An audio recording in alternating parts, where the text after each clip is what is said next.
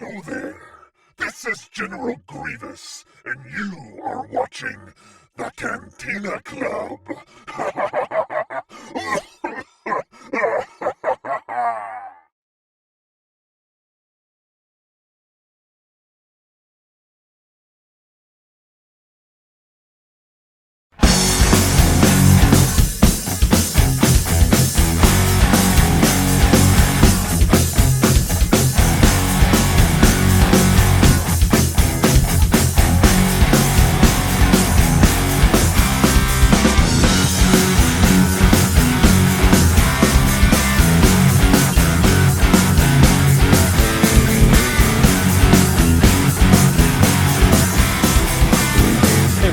Welcome to another episode of the Cantina Club. This week, we're going to discuss the Book of Boba Fett, episode 3 from season 1. So don't go anywhere, and we'll be right back. We all know around here, Nothing. Solo always does shots first. Singing your love, It's amazing. and sing your Everything's good. love. It's all good. Sing it with me, your love. Just swallow the Kool-Aid. It's all good. At the Just full of Kool-Aid. Cantina Club. Mouse flavored.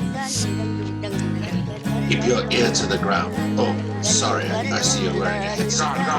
Just a minute. Sorry if that offended you.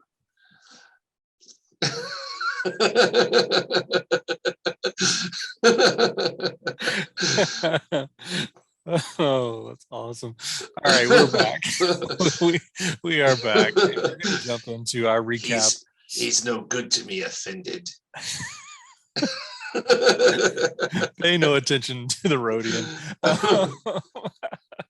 Now we're going to jump into the Book of Boba Fett season 1 episode 3, which is titled The Streets of Mos Espa. And let's just throw it open with general thoughts and takeaways, like initial impressions of this episode. Go ahead, Greedo. Okay, general thoughts on the episode. Yeah, it felt disjointed again. Worse than the first one. I that was my kind of one of my descriptors for the first episode. I wasn't here for you guys talking about the second one, so I did. You guys made fun of me for giving it an 8.5, but I had a feeling we were going to peak. That's why I gave it a higher rating. I wasn't too worried about where do you go from here because I didn't know where it was going to go. Well, from there. unlike Mandalorian season 2, when you kept holding back the whole time. Yeah, because I knew something. Yeah, I knew something was coming. Yeah. What was I right? You know. Yeah, you were. Yeah, I said this is why we don't give 9s and 10s. Yeah, on the second and third episode. Yeah, Yeah. for the episode where Baby Yoda eats a cookie or whatever, you know. Baby Yoda went to school. 10 out of 10. But no, general thoughts. Like I said, disjointed. Is it short? Steps backwards. It just felt like big steps backwards. Like every plot took a step back for some reason. This show's confusing me because they don't seem. It's like 3 different people are working on it, and each person gets their idea each episode or something, and they erase. It's like Ryan Johnson and J.J. Abrams do each episode. They just erase what the one did last time. Like, oh, you like your Tuscans? Well, nah. You know, oh, you like your Huts? Nah. You know, it's just bizarre how it just keeps taking a step forward and a step back. And now we don't, I mean, I get that they're trying to, anyway, it was supposed to be general things. Generally, I still am on board, but it left a bad aroma of carbonite chamber. It left a sarlacc aftertaste. Yeah, I would agree with that. I felt like some acid burns coming on. But the in general, the main thing I wanted to praise was the Wookiee fight. That was great. Especially once the pig guards got involved and they just brutally wailed on each other. Guys in costumes just wailing on each other is always great fun. It reminded me of a Guar concert. Right. Except there wasn't any blood spray, but other than that, it was like they just need to put a Guar song over that scene where the big guards and the Wookiee are fighting each other, and that would be perfect. But but yeah, no, that was my high point. The rest was highly questionable. And my other general impression is don't like what they did with Boba in this episode at all. All the subtleties, every single anyway, I just didn't like what they did with Boba. Yeah. No, it's understandable. But generally, that's it. Still looks great, but it was short, disjointed, took a step back, and I did not care. After really getting on board with Boba in the last episode, I didn't care for his character here in this one. Yeah, I definitely had issues with this episode. It just left me ultimately with a bad taste in my mouth. And it's making me a little hesitant about the next episode. It's almost like I'm feel like I'm getting to the point where, okay, you really need to impress me now, or else I'm going to start really tuning out of That's this. part of that show. Anxiety, though, of us knowing the episode count, which we get with Mandalorian too. Right. Like, when is this going to get to this? Right, You really gotta. I've said this before with Mando. You have to realize this is it. This is as good as it gets. At some point, you have to let those expectations go. That we're getting this epic story. We're not. Yeah, we're getting what we're getting, and the only way to enjoy it really is to kind of let go of those expectations of when are they going to get to the good stuff, and just enjoy what they're giving you, because and I'm trying they have to do no that, ambitions to go much further than what and I'm they're doing. always, that's kind of how I approach this show. Now, granted, I know I had some expectations because I was following the hype train, as it were. I was looking at some of the videos, and it over delivers. Exactly, the whole comments from Robert Rodriguez, this over delivers, and I'm like, it's completely under delivered so far. We're 3 episodes in, we're all like halfway through basically, and I'm waiting for that delivery. Check where is my tracking? I guess FedEx threw in the ditch, but anyway, overall it just left a bad taste in my mouth, and I'm just feeling underwhelmed at this point. I do like it, and to say that doesn't mean I hate the show. Obviously, if you've watched the last 2 episodes, I gave very high marks for the last 2 episodes. I really enjoyed episode 1, thoroughly loved episode 2. This episode, just not so much. There were good parts, which we'll get into here in a minute, that I really liked, that stood out to me, and parts that really, really, I didn't care for at all.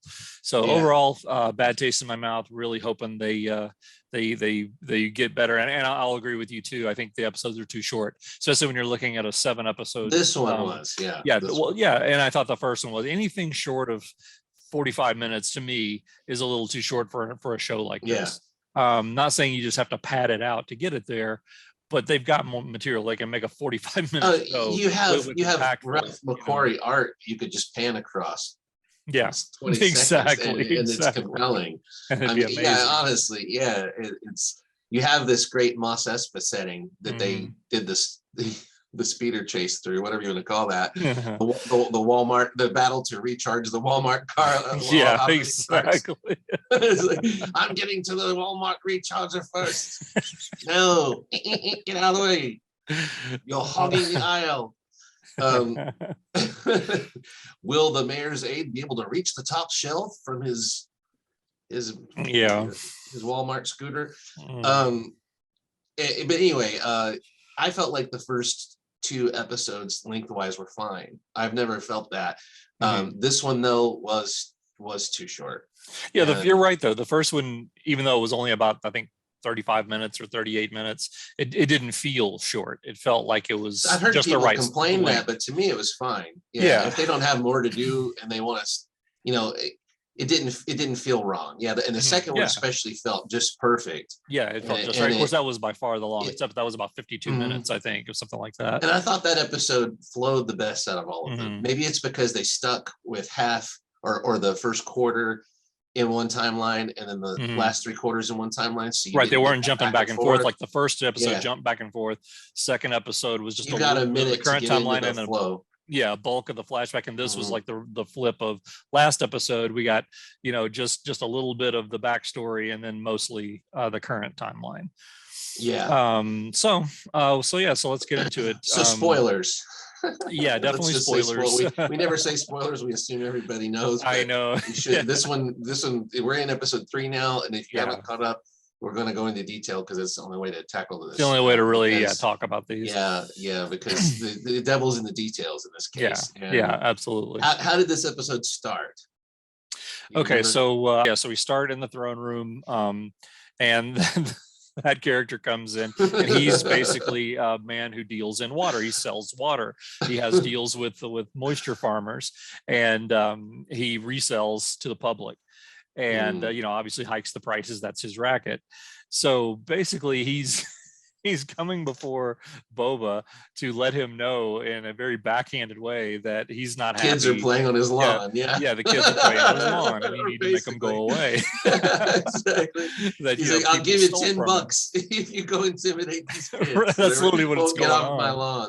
Exactly. So because they stole this water from him, and and he's saying, I'm embarrassed for you. Basically, is what he's saying. I feel disrespected we know how on he your feels. behalf.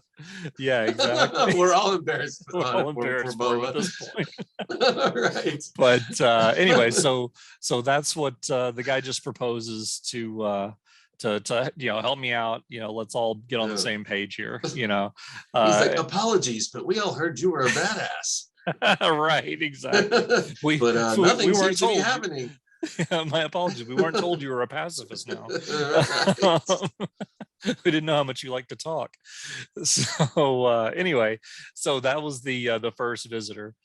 And then basically from there, we hear that he has a guest waiting outside. Oh, no. I'm sorry. Wow, I should have watched this more recently. I'm completely forgetting the flow of the episode now. But basically, at some point, I think it cuts to right then going and trying to confront those kids. Is it there? Or is it the backstory? I think he ends up in the back to tank for the backstory. No, I know. Yeah, and I think that's later. I think that's later that night because the kids have joined him by the time he comes out of the. Oh, right. Oh, yeah. No, that's absolutely right. Yeah. So okay, so next he goes into town with Finnick, and they're trying to and the Gamorrean guards, and they're trying to check out the report that this water salesman told them about. Kids. And so they get there, and there's this. So far, let's point out. So far, Boba Fett has battled graffiti artists, graffiti taggers. His main enemy. His main enemy so far that he's wailed on. He just can't stand fucking graffiti. I gotta take those, put them in their place. Look what you did to that wall. You call that art? Your lines are terrible. And so, he's beating up graffiti guys, and now he's on kids that won't get off the watermonger's lawn or whatever. Right. So the stakes are escalating. They're escalating. They're a bike gang, and they ride these things that look like Vespas. They're mods. straight out of Quadrophenia. I want to point out too. Wait a second. I want to point out too. They are mods who are literally modded. Mm-hmm. So they they modify themselves. Get it? Modify. Yeah. If you're younger than us, you might not even know what a mod is. No. But trust us, it's a thing. Yeah. Look it up in 1960s UK. Look up mods. I think the Nyctos are the rockers and the Vespa kids are the mods. There's gonna be a riot in Mos Espa. Now we just need Sting to show up playing Fade Ralpha in the face. Exactly. Reprising his role, and we need to resurrect Keith Moon or an alien named Moon to be the bellboy, and we'll have a full-on riot. I did want to point out something about the scene with the watermonger in the throne room before I forget it. I thought it was very fortuitous the way he dropped the information again that Tatooine used to be water. Yeah, that's apparently that's going to come back because we've mentioned that completely multiple times. Unnecessary bit of dialogue that stuck out like a sore thumb. I agree. Foreshadowing. Yeah. Water is the way we're getting very Dune-like. If water is the way to control this planet, then obviously if you give everybody water or something like that, then you crack the hold of all these people who control the planet through water. And then spice is the other thing, which is straight from Dune too. So anyway, go ahead. Exactly. They go out in the street and they just walk right up to these bikers who are just hanging out. Yeah, drinking the water, and Boba confronts them. Tells them, and their modifications are so advanced and elaborate that they don't even notice the master assassin and bounty hunter walk up right behind them. Right. So they're like, hey, you guys, turn around. That's how advanced they are. Right. And they're like, what? What do you want? So basically he calls them out for stealing tells them, hey, you should go get a job, basically. Like they say, oh, we can't afford the water. Well, then you live here in the working area, you should go get a job. And they complain about the prices, and then we get so this is basically the crux of the conversation. They took our jobs. And so finally Boba decides, just literally like that, from talking to them for 30 seconds, that, well, you're going to work for me now. And he settles he's like Judge water Judy. salesman. he's like Judge Judy. He looks Judge at Judy, he looks at the plaintiff and he looks at the defendant and he hears a few words from the plaintiff and he's like, nope. I'm going with the defendant. And he's like, but nope, sir. Shut up. Yeah, exactly. The decision's already been made. Exactly. So he listens to both testimonies just for a second and just jumps to the conclusion. At least he was decisive, but I don't know what he's thinking. It's like, come work for me. Like, what? What if they don't even want to work for you? What if you don't know shit about them, and neither do we? Yeah, that's exactly. You know nothing about them. That's one thing about this show and about Mandalorian. I think Mandalorian does this too. Everything involves only what Boba sees. Mm-hmm. So if Boba doesn't see it, we don't see it. We don't see it. Yeah. Yeah. It's like a novel told in first person. Right. There's no shot from in front of them with him coming up behind them with them talking to establish who they are. Like they could be saying, like, what if the daimyo comes? Do we lie to him? Do we we don't know what they're thinking or anything any more than he does. So it strikes us as strange that he just trusts them enough to bring them into his inner sanctum. Yeah. Kind of like later when Danny Trejo shows up, however you pronounce his name, and he just brings him right in. Like the Huts give him as a gift, and he just brings him right in and is alone with him. It's like that guy could be a master assassin for all you know. Exactly. Waiting, Anyway, you could just unleash the Rancor, and it's over. It's like, oh, I'm glad I got you here, Boba. Why is that? Well, let me just take he's a loving creature. Let me just take this out of his mouth. Let me show you how loving. Stand here. Now lean forward. Put your head between the jaws. No, this is how you bond. Trust me. No. We've been attacked by a Gundark. A surprise attack.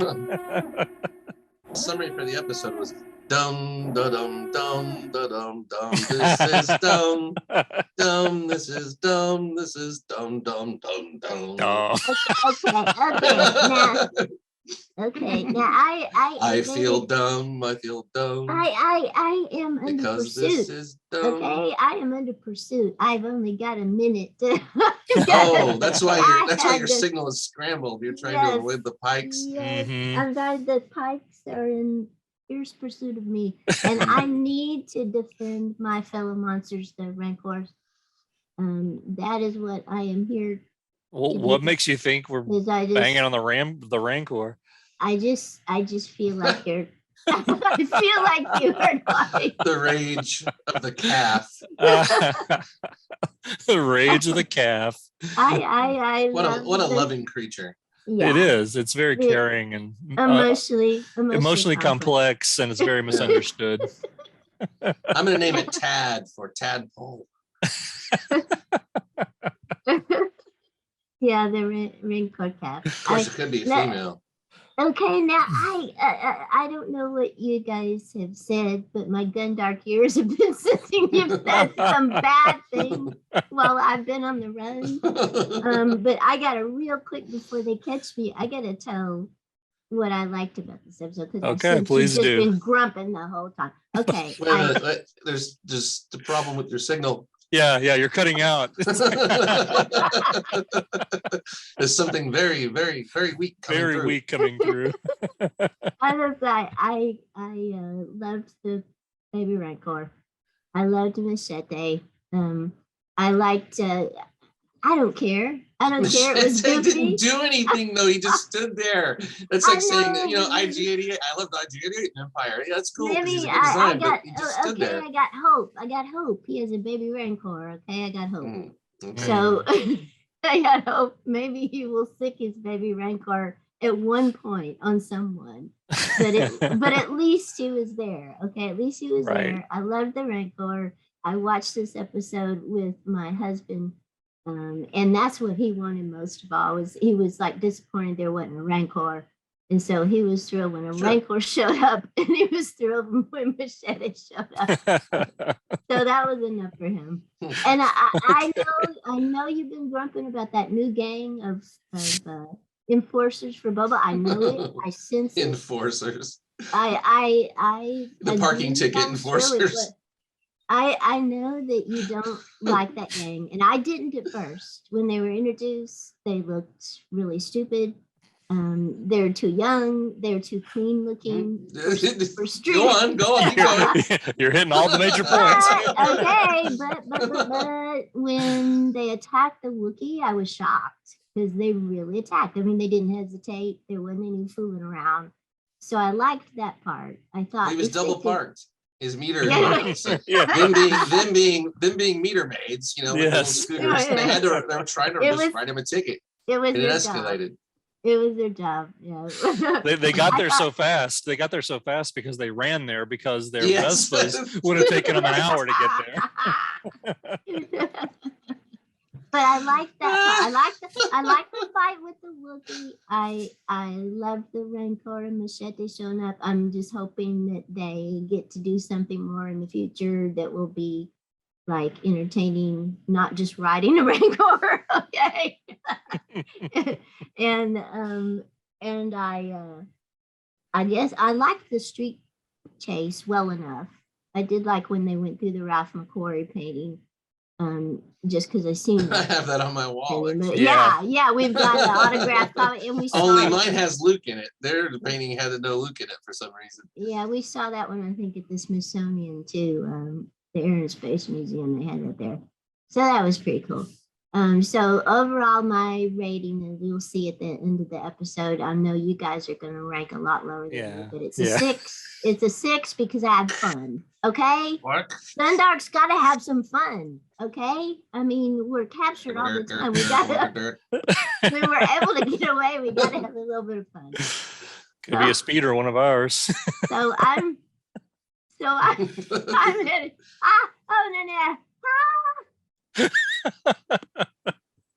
Wow. Okay. Well, we had a sneak attack. It's a good there. thing that I sold the Pikes for location. It's a good thing they used it quickly. Yeah, they did. Oh, all those credits that I'll get. Oh boy. Okay. So before we were so rudely interrupted by the Gundark, yes. we were discussing the talk that he was having with the Pyke gang and how he was having them work for him now. He settles up with the water He's guy. like the principal of the high school. Yeah, exactly. So he gives him 500 credits and tells him to call it done. So then they go back to the palace with him, and that's when he gets into the back to tank again. I have a question too. Sure. Did you think it was kind of odd or just goofy that the guy goes to Boba and says, "Please take care of these kids for me," or whatever, and then Boba just walks down the first street and they're right there, and then he starts talking to them, and then the guy comes running out of an archway like he was watching. He was literally sitting there. Literally his house, and they're in his yard. They're just hanging out in his yard, literally. Yeah, he's like, "Officer, these are those kids I called you about. And see, they're in my yard. And they're working on their bikes. They won't quit. That's against the HOA." But he's like the Karen of Mos Espa or whatever, the Chad. Exactly. but well, it's like, it's disjointed when they just have to throw characters together. Like they just, we get in this thing with different series of logistics where, the Hutts are carried on a litter, but somehow, I mean, they would have had to have started a week before to get where they're going, but somehow they're where they're supposed to be, when they're supposed to be. And somehow this guy gets to witness so he can have the end of his conversation, even though there's no reason for him to be there. And what's he going to do? Why didn't those kids just whoop his ass, when he's standing there by himself, no guards, nothing, Yeah, and if they stole from him, why would they be hanging out in his front yard? Yeah. And also, I get that Boba Fett realized when he questioned the guy was charging too much for water, and Boba didn't like that. But Boba is greedy, isn't he? Isn't he a bounty hunter? I thought so. Last we checked, stuff and gouging people. Wouldn't he gouge a person mercilessly if he could for money? So, again, when did he become the good guy? Well, he's going to be a Robin Hood. That's what it is. Yeah. he has this new responsibility, I guess, and he keeps going out of his way. He said in this episode, I'm an ex-bounty hunter again. Yeah. So they're really trying to, Distance create this new himself from identity. that. Yeah. Yeah.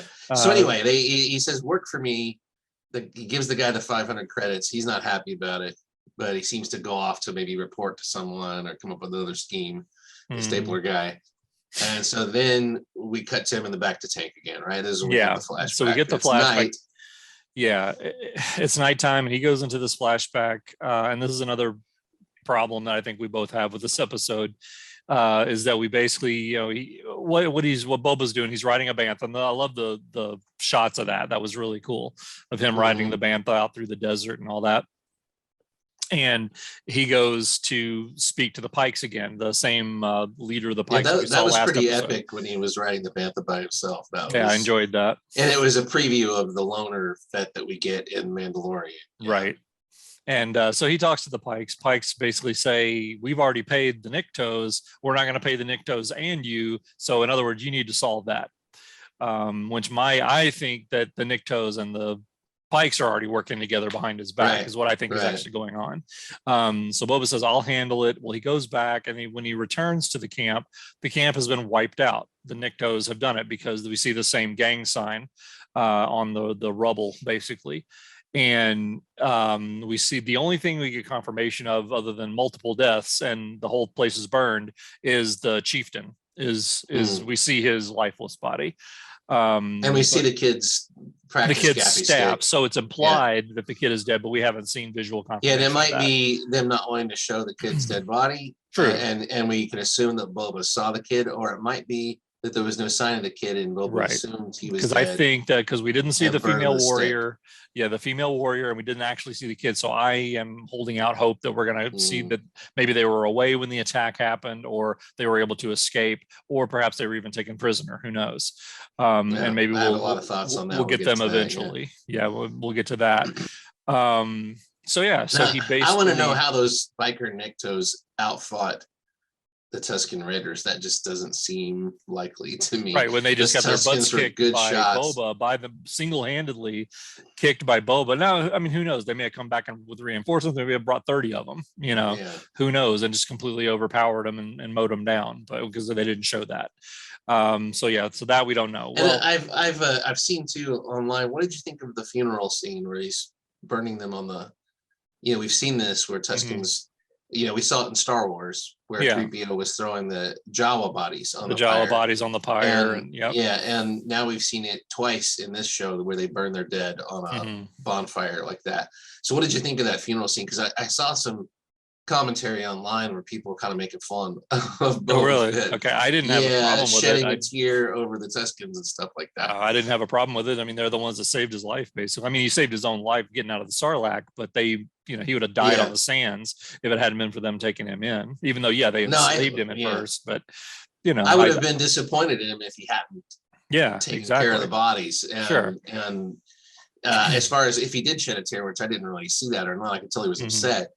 But that's no big deal because he was adopted by them. He went through their rituals. Right. He understands more about them than probably any person outside their culture, possibly. Because we haven't seen anybody bother to study them or try to understand them or anything. And as far as we know, he's one of the first. So I think he had this new version of him had a real deep bond with them, where they discovered their kind of kindred spirits with that warrior mentality, which is a true warrior spirit or whatever. So plus he could have killed that kid back, the Tusken kid, and he didn't. He chose not to. I think he kind of liked the Tusken kid. I mean, it's a recurring theme of a kid softening up the tough guy character in these shows and other shows, but and also obviously he takes I think he burnt the chieftain's staff. He picked it up and looked at it. I think he burned it. I thought he was going to take it. But I too. The chieftain is obviously an analog for him, and one of the paths he can take to lead a family, to be a wise figure that people look to for stability and control and stuff like that. A man of few words, stoic, but always in control and wise. And so he was kind of looking at an analog for himself, that these people had murdered or whatever. And my other thought on that is also, I told you when we were talking about it, this showed that his actions have consequences, because if you look at it, he started this in a way by not leaving well enough alone, by saying, I can better your position or your life on Tatooine by, taking down a symbol of your oppression in this train. And I'll do that by stealing the bikes we need. But he just beat up the Niktos. He didn't kill any of them. Maybe he shot one. Maybe that one died. Yeah. But he didn't kill them all. So he left them. He just beat where them up. They could come back if they, he just didn't think they would. So his actions kind of inadvertently or directly, I'm not sure which, led to this result. And, Right. And the chieftain even said, we hide to survive. And he said, you don't have to hide. And he said, but they have machines. Well, you do too now.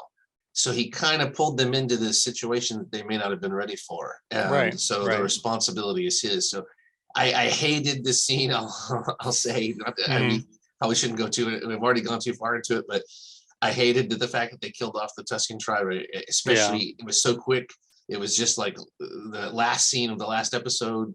We were right in the middle of that story. And then the first time we go back to it, they're all dead, or immediately they're all dead. Right, because I had already predicted that was ultimately what was going to happen, that I thought was going to make him a loner again. But I literally thought this was going to be years down the road. I thought it was going to be 3, 4, 5 years later, not the next weekend. Exactly. Yeah. So, It was too fast and jarring, and it felt like that reduced them to being just a cog in the wheel of his story, and it kind of removed a lot of their own separate identity, which is a tricky thing. But characters have weight and everything when they do inhabit a space, and they're not, and you aren't shaken awake to the fact that they're just part of a necessary element of a story. They need to exist in their own space as well. And when you kill them all off like that, it's blatantly saying, well, we're just doing this for our main character to give them motivation to go. We're done. They did what they needed to do. Now we're just get rid of them. Right. And it really shouldn't be that way, in my opinion. No, I agree. And but it was upsetting to me, because I really liked these characters. I got to where the chief, especially, I really liked him.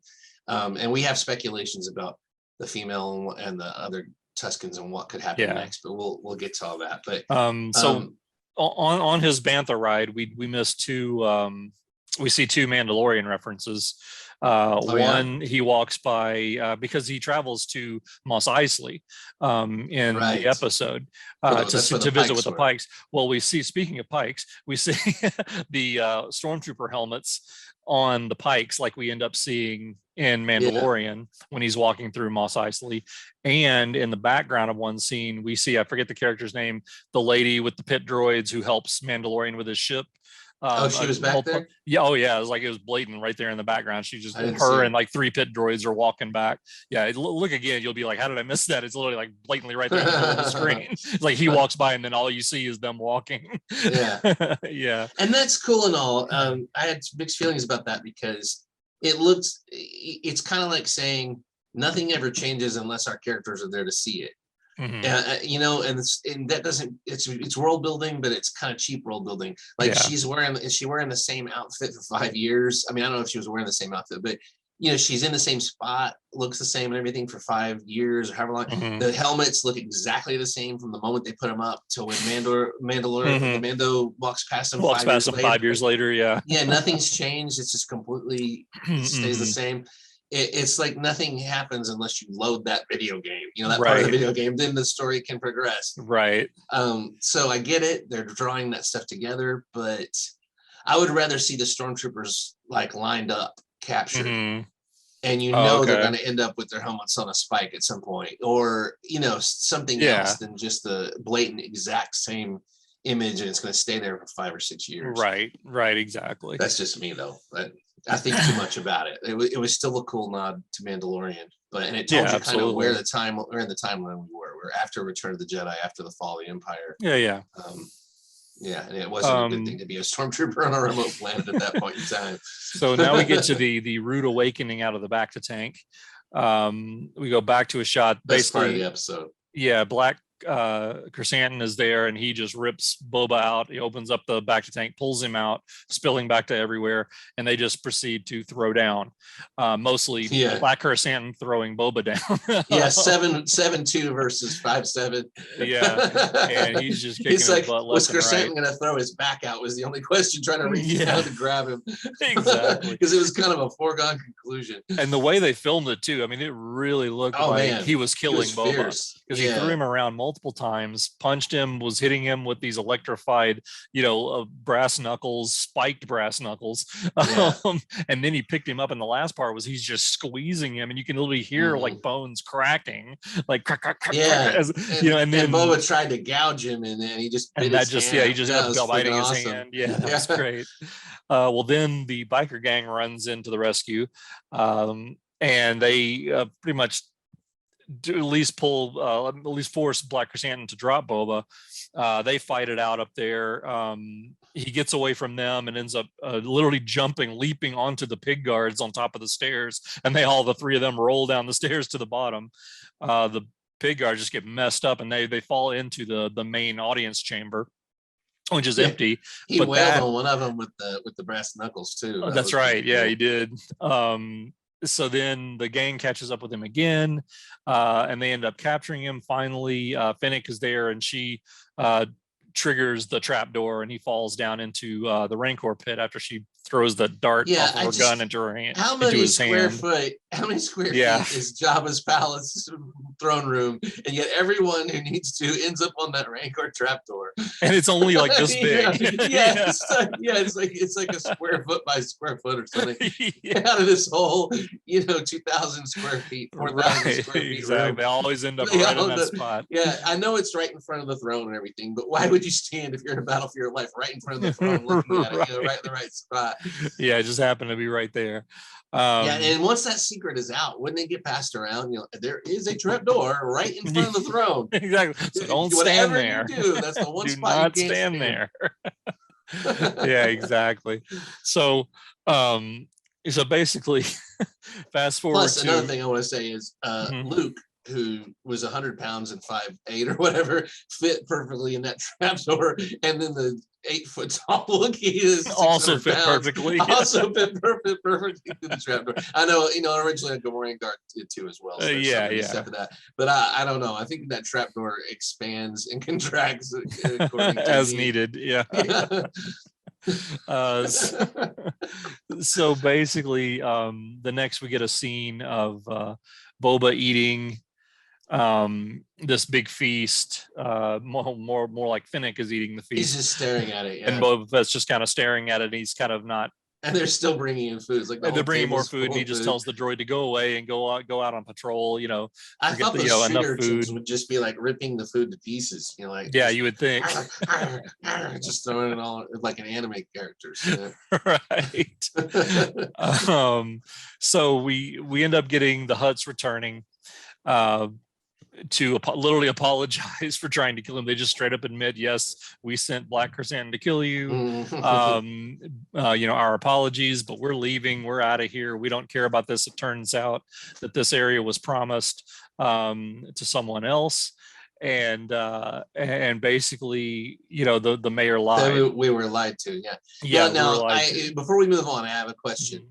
Who is the mayor to promise a syndicate anything? Exactly. That's what I don't understand. So somehow the mayor was under the daimyo, who was under the Hutts or something. Exactly. The structure should be that. Whether they're getting to that or they're just overlooking that, I don't know.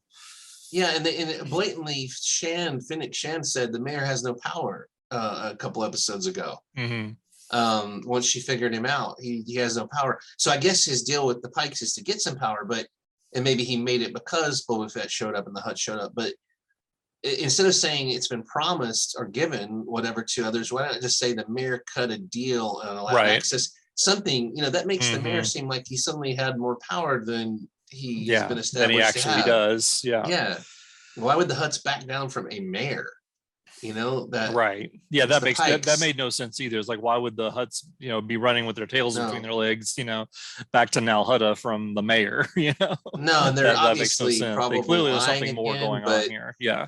But they need to be a little clearer with these relationships. where they make some kind of linear sense that we can build upon. Follow, Because it seems to be the whole theme of this going wrong is steps forward and steps back, and so I'm not understanding clearly the relationships, and we just keep moving forward, then jerking back again, and moving forward, then back again. And right. I understand there's deception going on and stuff, but at some point you're fooling the audience too much to where you can't figure out whether we're being fooled on purpose or whether this is just a mess. The script is a mess. So basically, they bring Black Chrysanthemum out. Boba's going to give him back, but they said, you know what, just give him back to the gladiators. We're done with him. We don't need him. He's our gift to you. When they're in a giving mood for some reason. Yeah. So ultimately they leave, and he decides he's going to let Black Chrysanthemum go. Oh, I'm sorry. I forgot the one thing. Before they leave, they give him a gift. The gift to them, to Boba, is a new Rancor. So we get basically an adolescent Rancor, teenage, I guess, Rancor, with Danny Trejo, as we've already talked about, as the Rancor handler, which is pretty good casting in my eyes. Yeah, it was. And I liked his costume too. I thought it was great. Yeah. So anyway, so the Hutts leave. He lets Black Chrysanthemum go, who's kind of taken aback by that, obviously, and ends up kind of looking around. He's like, okay, and he takes off running. And that may be the last we've seen of him. I hope not, but that may be the last we've seen of him. So after that, we get a scene with the Rancor itself in the Rancor pit back inside the palace. Basically, Danny starts telling us that Rancors are misunderstood. They're these complex emotional creatures. They bond with the first human they see and things like this. It's Rancors and parolees. Yeah, in space. And so Boba wants to bond with the Rancor, so he's literally rubbing on its head, and Danny Trejo ends up taking the mask off when he positions Boba in front so he can see him, and we're assuming that they're starting to form this bond. Well, right in the middle of all this, we get news. and notice the Rancor bonds with Boba and not with Fennec Shand. Not with right. both of them. Right. This could be important.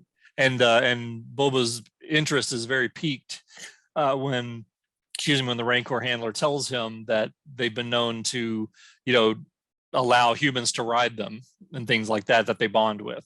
So you can see that where that's going. Obviously, I guess the concept. He said, "I want to ride it." Yeah. Yeah. I guess we get the concept art was not lying. So of him riding a Rancor. So we may end up getting that. I do want to mention one thing here. They continue with this theme that I like of people teaching other people things. Because he says, teach me how to write it. And the guy says, it'll take you an incredible amount of discipline. There's none of this, oh my God, you naturally can write a Rancor. You just automatically can write a Rancor. You've never seen this animal, but you can immediately write. In 1,000 years, there was one other person who could do what you've done. And no, it's he doesn't know how to do it. And he asks and he says, well, you got to be ready to do it. And they've done, and that's one of the thing I really like in this show is they take a minute to imply and show that people have to learn things from each other. Right. That's one reason you keep freaking people around, and you can't be a loner all the time. And that makes sense to me. That's at least an explanation about why you might start seeing the usefulness of other people, because they can teach you things and you can teach them things. Exactly. That's how it works. Yeah. And I love that the mentor and student relationships in Star Wars are kind of the core, of Star Wars. Oh, it's always been. Yeah, absolutely. Duality, rule of two almost. Yeah. And I like seeing that I love that. Yeah, that was phenomenal. So into all this little love fest, we get Fennec running in saying that the Fennec is not a complex emotional creature. No, the mayor will not see Boba because the mayor's booked up for 3 weeks or whatever. So Boba says, you know what, let's just go. Let's just go right up to the mayor and figure out what's going on. So they go back to Mos Espa, downtown Mos Espa, and they walk right in. We get another scene where they're confronting the Major Domo, and he's trying to hold them off. And they, and this is another problem I have, I guess, with the new and improved Boba Fett, is how Fennec makes a threat to the Major Domo, that if you don't let us in, we're gonna hurt you. They're gonna blast and our way in, yeah. then when he leaves, Boba literally turns almost like he's offended, like, "Oh, that was a little heavy-handed," It's like, okay, come on, what are we doing here? And she makes a half-hearted joke, do you want the appointment or not? Right. And it doesn't work. It doesn't. No, it really doesn't. Bad character beat there. They're trying to establish this almost humorous relationship between Fennec Shand and Boba, where she's kind of rolling her eyes at him all the time. Yeah. And she's almost like the granddaughter or daughter, making the appointments for her dad and showing him how to use Skype and setting up his DVR recordings for him.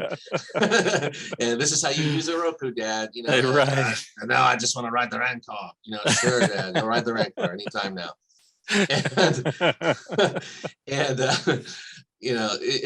It's kind of like that, and it's becoming too much. And it was they've taken every opportunity they can to slip in this reminder that these two characters don't agree on everything. And talk about very, very talk about heavy-handed, to use Boba's words. It's very heavy-handed foreshadowing all the time in their relationship. Either that or they think it's funny. The writers think it's funny. It's not. Yeah, they really genuinely funny. think it's funny. Yeah, it's really. Yeah, it's not really. But if it's foreshadowing, which it seems to be, they keep on. Even though these episodes are short, they have to remind us every 5 minutes. By the way, remember, Fennec Shand's not down with this. We disagree. Fennec Shand sees it differently. Yep. Every time everything he says, she says the opposite. Yep. And while we're on this subject, before we go forward, the most blatant indication of that to me in this episode, which there's a big one every episode, was when he told the Vespa kids to put the Gamorrean guard in his back to tank after he was bitten by Black Chrysanthemum, and she gave him a look of just utter disgust across the room. And they dwelled on her for a minute, and somebody told her to act that way, and somebody edited that reaction in there. Unless it's just clumsy, unless it's just clumsy for no reason, like Fennec just looks down on everyone, and that's her character, which is fine. It's telegraphing that she's getting more and more disgusted with this whole thing. Every bit that he adds of, that we don't like, she doesn't like it either. Yeah, exactly. Exactly. So, she likes it even less. Yeah. But putting the Gamorrean in his back to tank seems to totally disgust her, and she's been against the Gamorreans from the beginning. Yeah. And before we end this episode, I want to go back to the whole Fennec Shand thing at some point. Remind me. Yeah. So next, the major domo goes into the mayor's chambers but locks the door behind him. Boba and Fennec go around the counter. And Boba's pushing the buttons like So Fennec ends up why doesn't the door unlock from the side you don't want it to unlock from? Yeah, how is that possible? So Fennec hotwires it almost as if it's locked. They get into the room and everybody's gone. Well, then we get a quick shot to the major domo, who basically jumps in his speeder. He takes off down the street. Boba runs out, tells the biker gang to go after him, which they do. And then we get this incredibly amazing slow speed chase where we're barely moving. And it's like kind of like the comparison you made earlier of old men on their Walmart. They're on their Walmart carts, going down the aisle. Exactly. If anybody ever saw the old show Son of the Beach, it reminded me of there was a guy in a wheelchair. It was the plot of Speed. He had a wheelchair, automated wheelchair rigged to blow if it went below 3 miles an hour. 3 miles an hour, yeah. Like 1 mile an hour. That's about what these are doing. It was super slow, and the guy had to jump from a cart onto the wheelchair and the hangover and try to undo the bomb or whatever while it's going super slow down. But this is exactly. It made me think of all the wrong things. Yeah, so so we get the chase. I don't really want to dwell on what happens in the chase. Ultimately, the major domo ends up crashing into a bin of the Jogan fruit, which is from Rebels. And good reference there. Yeah. And Jogan fruit. Thank you. And so but then at the end of the whole you thing, win, nerd of the week. I know, right? Yeah. Not since I swept the room at Star Wars Trivial Pursuit or whatever that game was. That might not be that might not be what I have to hand the baton over to you. That might not be what because now that I'm thinking about it, I think Jogan fruit are actually from Clone Wars. I forget what those. I think Jogan fruit are like the blue things that 3PO and R2 had to go get that one episode. That might be the Jogan fruit. Anyway, I'll check and I'll put the right word up here. I'm still right lost. there. I still have no clue what any of it is. Anyway, so my big contention too with this chase, they went so dramatic with this chase, and then they finally, he finally crashes. The female character forces the bike gang character forces him to crash into this thing, and he can't get it started. And he's covered in all this fruit, and he can't get going. He's stuck. So then Boba Fett flies in with his jetpack.